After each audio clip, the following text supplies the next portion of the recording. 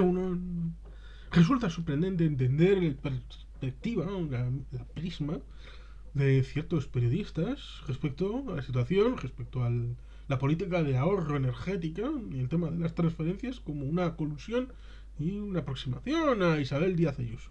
Una triangulación alucinante, pero que da a entender que no se entiende ni al Partido Nacionalista Vasco, o no se quiere entender, o se prefiere una prisma muy utilitarista y evanescentemente superficial de la política en el País Vasco y para con el Estado español. La forma de titular es el siguiente. Urkullu aprovecha el decreto de ahorro energético para presionar a Sánchez por la transferencia de competencias. Su titular. La oposición inicial del PNV al decreto de Moncloa se da en medio de las negociaciones para el traspaso competencial. El Lehendakari quiere mayor peso en las decisiones del gobierno central y ya mira a las municipales. Y primer párrafo. La reacción de Íñigo Urkullu a las medidas de ahorro energético decretadas por el gobierno de Pedro Sánchez tiene poco que ver con la crisis. El mensaje que el Lehendakari quiso enviar a Moncloa se basa en las diferencias respecto a la cesión de competencias y el peso que el PNV busca adquirir en la etapa final de la legislatura. Para ello, el mandatario vasco se subió al tren de críticas del PP, aunque sin mimetizarse con el discurso de confrontación directa que ensayó Isabel Díaz Ayuso. Aquí había un par de cosas. En primer lugar, la bicefalia y que la política institucional del gobierno vasco está liderada por el Lehendakari Íñigo Urkullu Rentería, pero el Euskadi Buru Batzar está presidido por don Andoni Ortuzar Arruabarrena y no por Íñigo Urkullu Rentería, que si bien fue el anterior presidente de Euskadi Buru Batzar, dejó de serlo para ser candidato al Lehendakari. Por lo tanto, evidentemente, hay una separación interna de la situación partidista, partidaria, de política de partido, y el ámbito institucional liderado por el Lehendakari. Pero es que además establecer que en una situación temporal haya situaciones que colusionen no significa que tengan correlación entre ambas, que es algo completamente distinto, porque evidentemente existe una cronología y un calendario en donde va a haber situaciones que compartan espacio temporal sin tener relación o correlación. Lo que significa que evidentemente sí había una crítica respecto a la política, respecto al ahorro energético. Claro que la había. Porque no puede ser que se diga que vienen de Bruselas unas instrucciones como si vinieran detalladas completamente y vinieran a ser cumplidas tal cual. Cuando previamente siquiera solamente el detalle de que se establecía la idea de un ahorro en verano del 15% y en el ámbito de la isla ibérica del 7,5%, pero para ser solidarios, simplemente con esa matización se establece la idea de que no es algo detallado hasta el último punto, que llegue a Madrid y esta es la canción, muchachos, hay que tocarla tal cual y no hay posibilidad de cambio. No, no señores. Había la posibilidad de hacer una política más consensuada, pactada entre diferentes, entendiendo que hay competencias que están en las comunidades autónomas, tratando de solventar el problema que hubo durante mucho tiempo con el tema de la pandemia, donde se establecía un ordeno y mando, donde el sábado por la tarde se establecía lo que se iba a hacer y el domingo por la mañana se establecía el diálogo de besugos entre los presidentes de las comunidades autónomas por el que dirán y por simplemente el transmitir lo que había que hacer. Porque entendamos, 17 presidentes de comunidades autónomas y 2 de ciudades autónomas. Pongamos 20 con Pedro Sánchez. 10 minutos. 10 minutos de hablar cada uno. Un discurso minimalista, para lo necesario que uno podía transmitir. Eso ya son 200 minutos. 200 minutos son 3 horas y media. Solo de los discursos de los participantes en una sola ronda. tengamos la perspectiva.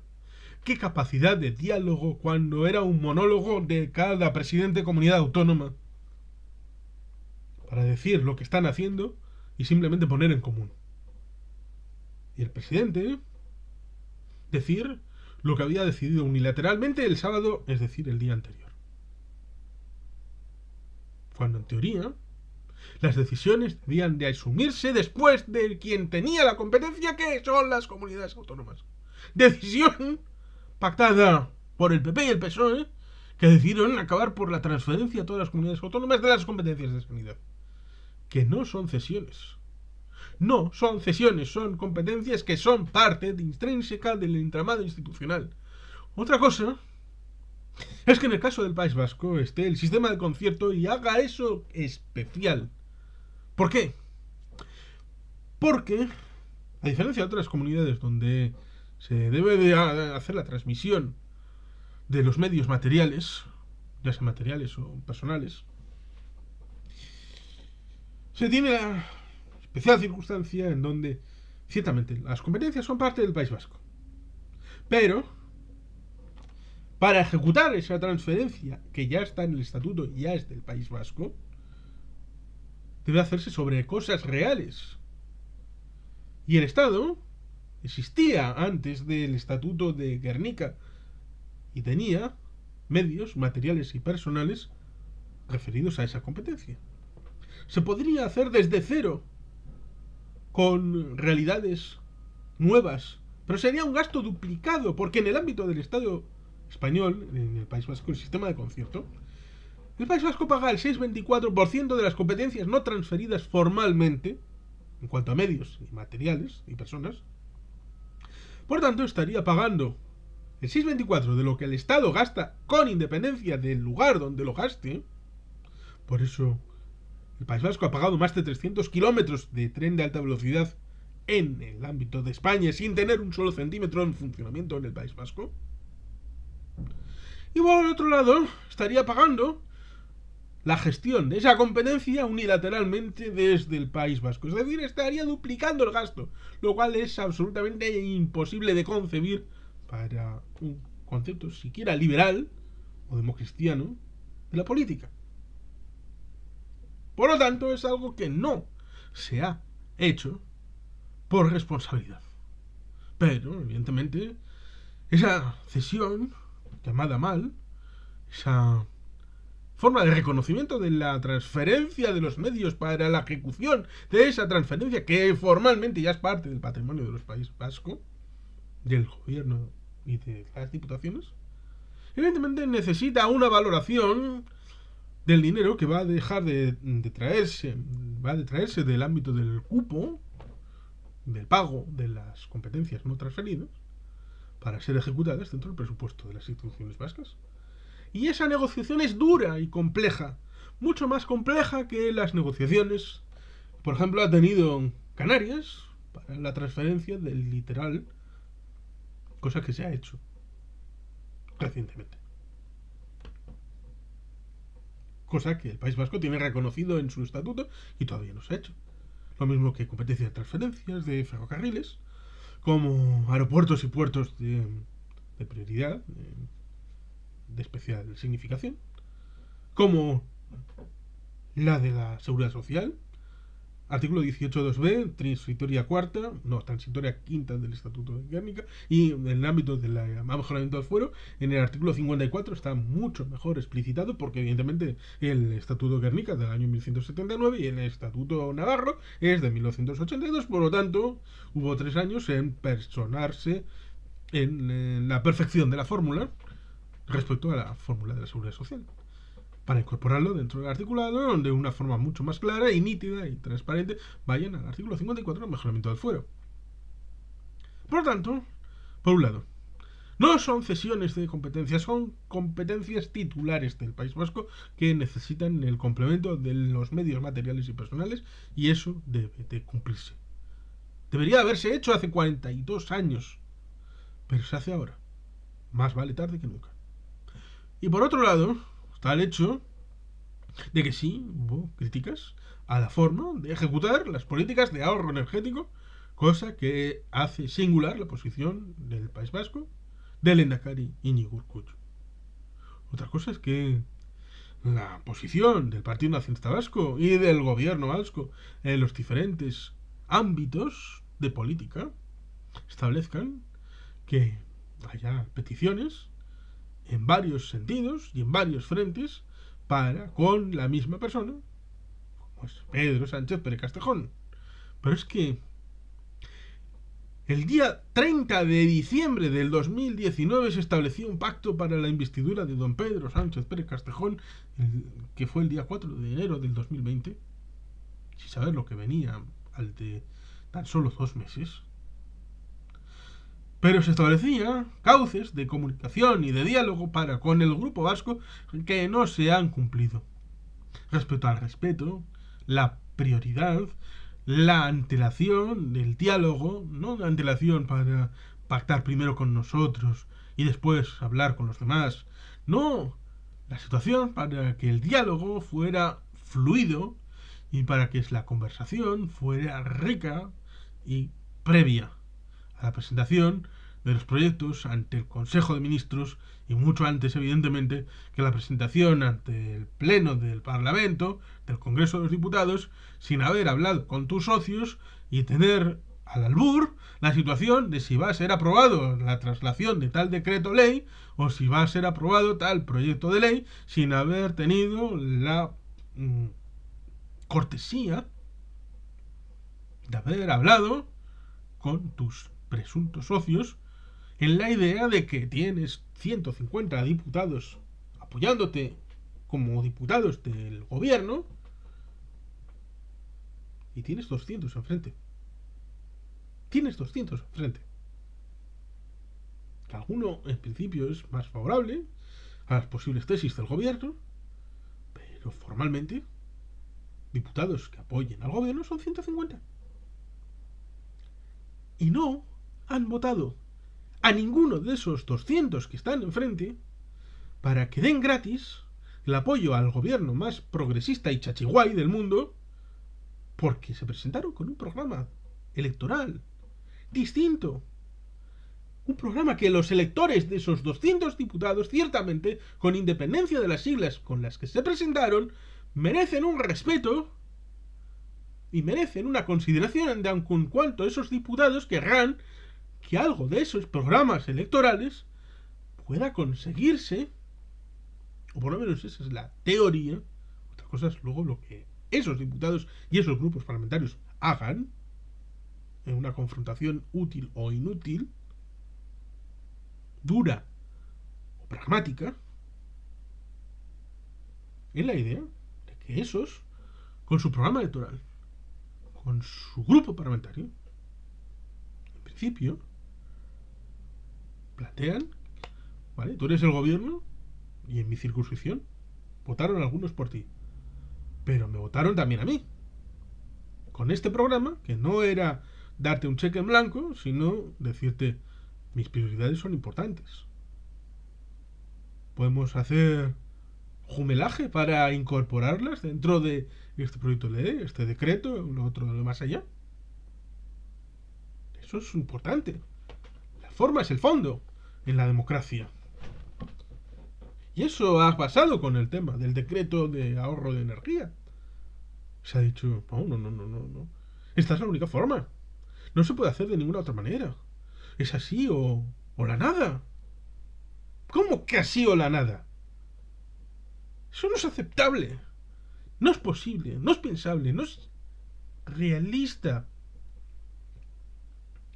Por lo tanto, hay que pensar en que hay fórmulas de entendimiento que no se han explorado.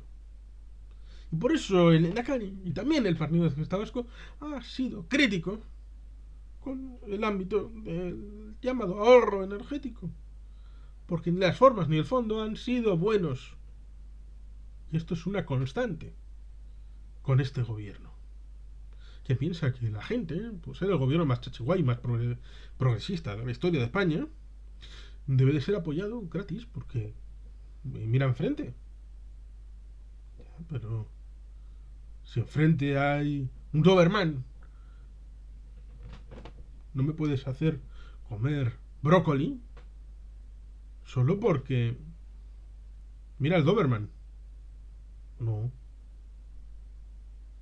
esas cosas no van así. Tenemos que negociar el menú con independencia de que a portas esté Atila o Aníbal o quien sea para comernos hasta los tobillos. No, el miedo no es el motor del cambio y de la política. Ni el chantaje. Un chantaje que se le presupone al Partido Nacionalista Vasco, que simplemente está cumpliendo con el programa electoral y con el programa institucional y con lo que es cumplir la norma y la ley. Cumplir la ley es terminar la culminación de las transferencias. Cumplir la ley es reconocer que está abierta la restauración foral plena con la derogatoria segunda de la Constitución. Cumplir la ley es establecer el diálogo para con el marco derivado del disposición adicional primera, derogatoria segunda, transitoria cuarta, la forma de conversación entre País Vasco y Navarra, dejarlos hacer completamente, entender que Navarra tiene competencia foral en tráfico y se ha hecho todo lo contrario de lo que se pactó con el PNV para la recuperación de la transferencia de tráfico para la Policía Foral de Navarra. Pero es que ¿cómo se puede ser así? Cuando fue Franco quien se lo quitó. Una policía que nace en 1928 para cuidar las carreteras de Navarra y que en 1962 Franco le quita la competencia a la Policía Foral, que nació para eso. Y ahora, después de que UPN históricamente ha establecido la unicidad respecto a que debían de ser exclusivamente los policías forales los que cuidaran de las carreteras de Navarra y del tráfico, ahora se suman al carro de que qué bien que esté la Guardia Civil. ¿Qué pasa? ¿La Policía Foral son malvados separatistas, todos afiliados al PNV? ¿En serio? ¿Son un ente extraño a Navarra, la Policía Foral? Para que no se permita que el hecho de que en 1928, dentro de una dictadura, se establezca que la Policía Foral sean los únicos exclusivamente que gestionen el tráfico en Navarra, las carreteras. Y esto de aplazarlo y de ir cortocircuitando una transferencia que estaba pactada con el PNV para Navarra, no lo está cortocircuitando un gobierno de la derecha, no. Lo está haciendo Pedro Sánchez Pérez Castejón. Y esto no puede asumirse, no puede aceptarse, no puede ser consentido. Y no lo hace Groay desde Navarra, y no lo hace el PNV desde el Grupo Vasco en el Congreso, preguntando y apasionadamente presionando para que se cumpla lo pactado, para que se cumpla la ley y para que se cumpla la política pragmática de lo que se ha dialogado. Por eso puede haber tensiones, y las habrá, porque a veces en el fragor de la batalla se olvidan los acuerdos y los compromisos. Eso no puede aceptarse. En toda forma y condición hay un momento en el que hay que cumplir con lo que se piensa y con lo que se cree. Otra cosa es si se piensa y se cree en lo que se ha firmado. Pero se ha firmado. Y es necesario la honestidad y la transparencia para seguir manteniendo una relación de confianza. Y para eso es necesario tener otra forma y fondo con cosas como lo del ahorro energético y cumplir con todo el asunto de las transferencias y cumplir con el pacto del 30 de diciembre para la investidura de Pedro Sánchez Pérez Castejón con unos votos que fueron imprescindibles y que siguen siendo imprescindibles en el Congreso de los Diputados. Y por lo tanto, ojo, cuidado con las cosas que se hacen y en cómo se hacen. Por lo tanto, un poco más de consideración, porque, al fin y al cabo, la transparencia es una seña de identidad, como el compromiso y cumplir la palabra dada del Grupo Vasco y del Partido Nacionalista Vasco. Al otro lado, ¿qué es lo que hay? Y sin más, es que el casco agur probat. Ve, dije el pie.